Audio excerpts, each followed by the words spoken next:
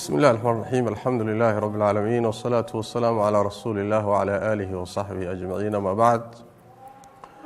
أيها الإخوة والأخوات السلام عليكم ورحمة الله وبركاته تاريخ ذو ولبي لواتنك بشمي لوضا كن إيو لواتن وهبين أي سبتي سوق الشيء ومالين جمعنا أي بحضي maanta oo jumco ahayd ramadaan waxaan u soo marayn 29 caalamka badankiina sidaas uu ahaa caawa muddo haddaan bishii raadinaynay markii 9kii fiidnimo la joogay oo waxba weynay macluumaadna soo gaargaarayna aanu xaqiijin weynay ayaa waxaan iclaaminay in aanan haynin bishii meel laga arkay sidaana aan beri oo sabti ah ku dhamaystirayno soonkii bisha ramadaan soddon buuxaha aan ku dhamaystirayno axadana ay ciid noqon doonto sidaasaan iclaaminay 2 saac ka hor waxaa ka dambeeyay oon doonaya hadda u soo fadhiisanay in macluumaadka soo kordhay oo muddada kadib soo kordhay oo go'aankii hore wax ka bedelay oo muujinaya inay bishii ramadaan bishii waxaan dhihi lahaa shawaal inay dhalatay meelo badanna laga arkay dalkan Kenya gudihiisa iyo dibadiisaba aragtidu waa ka sugnaatay markii horena waxaan wax ku salaynay macluumaadkan haynay ayaan wax ku salaynay xilliga horena go'aankii aan ku bixinay go'aankii hore macluumaadkii lagu dhisay macluumaad baa ka dambeeyay saas taradeed waa laga noqday go'aankan dambe ayaa wuxuu yahay beri oo sabti ah inay ciid tahay bisha Mayna ay tahay 23 ayaa ciid ah ramadaanna maanta jumca baa ugu dambeysay meelaha laga arkay haddii aan wax ka tilmaamo oo aan sugnay waxaa ka mid ah ilaa 3 meelood oo ka mid ah gobolka Coast-ga muxuu ahaayay county-ga Kwale County meel la yiraahdo Kulanze oo hoos tagta iyadana meel la yiraahdo Kinango ilaa 4 ruux ayaa laga xaqiijiyay 7 ruux bay ku arkeen laakiin 4 ruux baa laga xaqiijiyo nin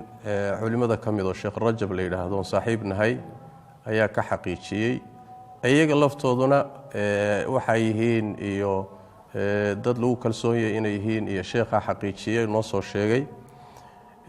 meesha labaad ee sidoo kale Coast-ga la arkay isla Kwale County kamida waa meel la yiraahdo fi Gurungani baa iyadana la yiraahdaa iyadana 2 ruux baa ka arkay iyadana waa la xaqiijiyay sheekha isagana soo xaqiijiyay wiilasha arkay iyo dadka yaqaanay iyo dhammaan isaga macluumaadkeedana soo siiyay Sheekh Rajab oo macluumaadka bixinaya waa nin culimada reer Coast kamida anigana si gooni aan soo naqaano shakhsiyan waxa kamida meelaha laga arkay Kenya gudaheeda gobolka ama county-ga Mandera magaalada Ramo ayaa iyadana laga arkay ka sugnaatay nin culimada kamid oo la yiraahdo Sheekh Ahmed oo imaamka masjidka Hidayah madrasatul Furqan masjidka Hidayah imaamka ah madrasadana mudiirka ah oo Ramo isaguna ku nool Ramo ayaa soo xaqiijiyay inay 2 ruux ay magaalada ka arkeen 2 nin iyo haweeney iyo ilmo yar saddexdaasba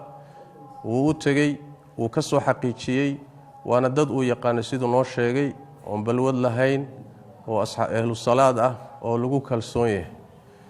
magaalada Ramo ee Mandera iyadana sidaas ay uga sugnaatay bishii in caawa laga arkay waxa inta dheer meel kale oo nan xaqiijin baa jira sida muxuu ahaay hoola oo kale warkeedu waana soo gaaray laakiin waxa xaqiijin kari weynay dawladaha dariska ah Soomaaliya meel badan baa laga arkay oo muxuu ahaayey iclaamiyey Jubbaland kaliya taa ilaa dhowr iyo 10 ruux la dhaariyay gada sidoo kale Soomaalida gudaheeda meelo kan badan laga soo sheegaya dhanka Soomaaliyadana sidaas weeye dhanka kale sidoo kale Ethiopia khaasatan kililka shanaad meelo badan baa iyadana laga arkay ilaa taqriiban 6 gobol ayaa laga arkay gobolka Jarar gobolka Shabeelle gobolka Liibaan gobolka Doollo intaba waa laga xaqiijiyay oo gobollo kala duwan oo aad u kala fog ah ayaa mid walba laga xaqiijiyay bishii laga arkay sidaas daraadeed macluumaadka dambe soo kordhay anagoo wax ku dhisayna waxaan leenahay muslimiinta berri insha Allah taala oo sabti awaacid bishiina waa sugnaatay Kenya gudaheedana aragtideedu waa ku sugnaatay wadamada dariskaana aragtidu waa ka sugnaatay ra'yiganagii hore iyo macluumaadka hore ku dhisnaana sidaasaan kaga noqonay berri marka waa ciidayna insha Allah taala ciidukum mubaarak wa taqabbal Allahu minna wa minkum صالح الأعمال سيداس إيو عيد وناكسن إيو همباليو والسلام عليكم ورحمة الله وبركاته